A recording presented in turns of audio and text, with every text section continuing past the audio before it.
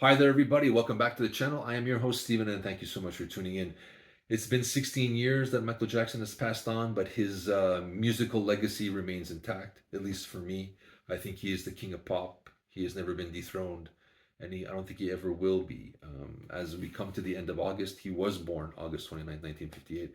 So that kind of popped in my head. I decided to go through my collection and pick some of my favorite albums. I'm assuming at least two of them will be no brainers. The rest might be people will go, really? But I decided to do this video in dedication of Michael Jackson. He is part of the soundtrack of my life. And I just want to say thanks to him, thanks to his family, thanks to the fans that have kept this music going. And here we go with some of my favorite albums from Michael Jackson. First off, it's not in any particular order, it's just the way that I picked them up. Off the Wall. This is his first basically adult album. If you didn't know, he was part of a band called the Jackson Five. He was the youngest member. He was a little kid. This is where he kind of steps out on his own as an adult, meets Quincy Jones, and releases this R&B disco tinged album. Does pretty good, but he has his sights, set on becoming the king of pop. This album didn't do that for him. He didn't feel it didn't sell as much as it should have. So he's going to go. But back to this. Great songs on here. Don't Stop Till You Get Enough. Rock With You. Working Day and Night. Girlfriend. She's Out of My Life. If you only know Michael Jackson as the pop guy, you need to listen to this one. Shows him like an R&B disco flavor. And it's really a really great album and deserves to be noticed. It tends to get eclipsed by the follow-up, the one and only Thriller, which became one of the biggest selling albums in history. This is where he begins to show, he is ahead of his time. He realizes he can make a greatest hits package with an album. So the track after track on here. You got Wanna Be Starting Something. The Girl Is Mine with Paul McCartney. Thriller. Beat It. Billie Jean. Human Nature. Pretty Young Thing. This is a monster album, hit after hit after hit. And what shows that he had a vision is that when he did Thriller, it cost about $1 million at that time, which is nothing today. But at that time, music videos are mostly like a performance done on a stage or filming with a camera. Inexpensive, it just promotes the song. He says, no, as powerful as the song is, we can make the visual just as powerful and as impactful as the song, and we can make it like a movie. First, people said you lost your mind, Michael. This will never work. You're gonna lose your shirt off this video. He goes, no, man, no way. And he was right. This started a revolution, and everybody started making these videos. MTV came on, and it was just he started. I think he started it all with Thriller.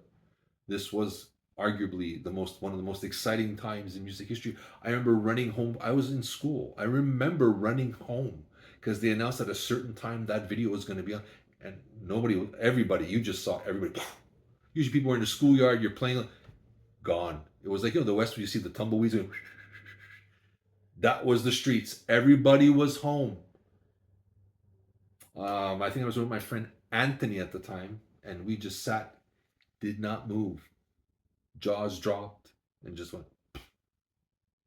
Realized the future is now, and it's Michael Jackson. So, how do you follow up one of the greatest selling albums of all time? You take your time and create another hit-filled album, and this is what he did with Bad. Came out in 1987, so it was a 5-year gap. People thought maybe he's not going to follow through. He did. This is a monster album, man. Title track, The Way You Make Me Feel, Liberian Girl, Another Part of Me, Man in the Mirror, I Just Can't Stop Loving You, Dirty Diana, Smooth Criminal, Leave Me Alone, hit after hit after hit after hit. Greatest hits package in an alternate universe started with this guy, in my opinion. Monster album. Some people say it's a little colder and mechanical with the drum machines, and I think he heard that. And then, again, showing that he's ahead of his time, creates this darker, funkier, kind of street album. This is as close as he's gonna get to be like street, like not street credibility, but it was funkier. He listened to what was going on outside commercial rock, and brought that in. And he has a, he's got a rap segment in here. And at the time when this first came up, people said, "Man, you lost your mind again. You're a pop guy. You can't bring like too much R&B and grit and all this." And he goes, "This is the future. It's not going to be strictly rock and roll on the radio. There's going to be rap. There's going to be R&B. It's taken over and it's coming now." It's like, but and he was right, 100%, 100%. And he proved everybody wrong. I know at first people thought he was nuts. This didn't sell as much right away.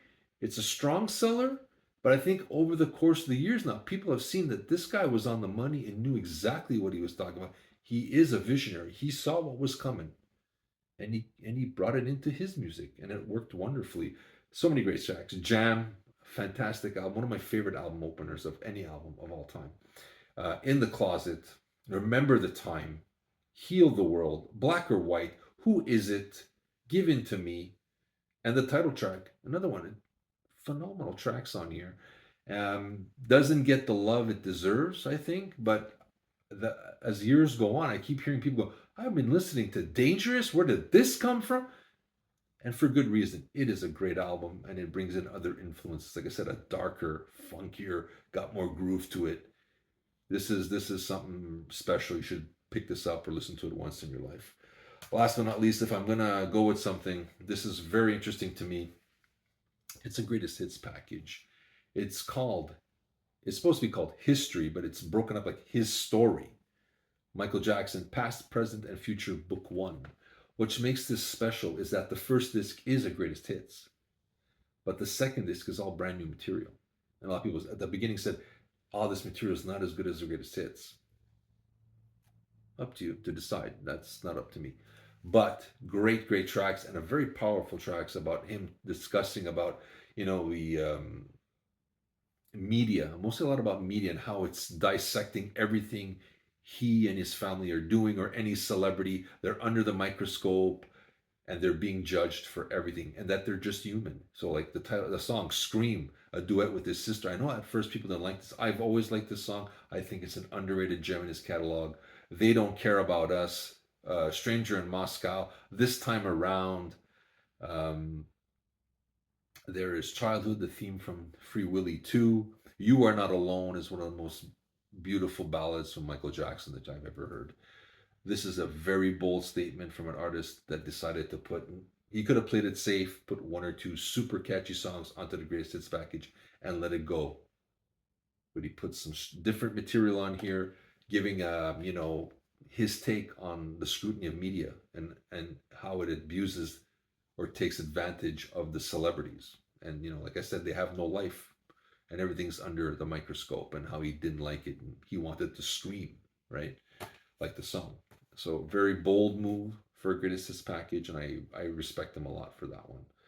So these are my choices for Michael Jackson. He's been gone 16 years, but for me, he's still with me in a sense. I listen to his music, and I still remember him. I still look like a good flesh now just thinking about him and his impact. He was one of the soundtracks of my life, and I just want to say, if he's up there in heaven looking down, thank you, Michael. Yeah, you made my childhood so fantastic with your music, and I was very privileged to be able to listen to your songs at the time when they came out and see that impact. And it was a wonderful, wonderful time.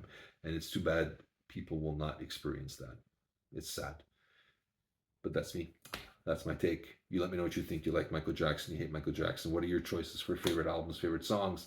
I would love to hear from you, and I'll do my very best to get back to you. This is Stephen from the Aroundtable with my dedication to the king of pop, the one and only Michael Jackson. And I'll be seeing you soon, guys.